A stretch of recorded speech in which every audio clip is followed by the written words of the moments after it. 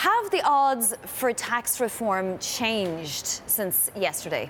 Well, I think the odds are higher. The odds are higher because the Republicans better get this done before Christmas, better get this done before Mr. Jones is seated. So it makes it more urgent. If Republicans can't get this done by Christmas, they will go home and they will hear from constituents, some of whom will be complaining about the tax bill, some complaining loudly.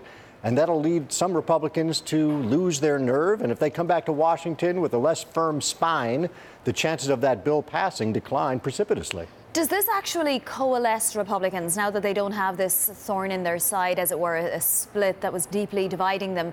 Or does it give Steve Bannon's wing of the party, if there is such a thing, a little more momentum? Oh, well, I think it takes away from Steve Bannon. Obviously, he was right behind Mr. Moore.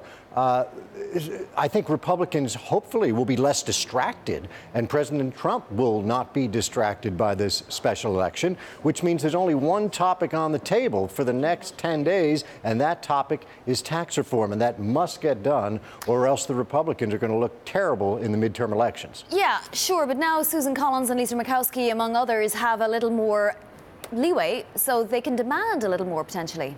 What will they demand? Well, Marco Rubio, for instance, has been arguing for larger credits for child care credits.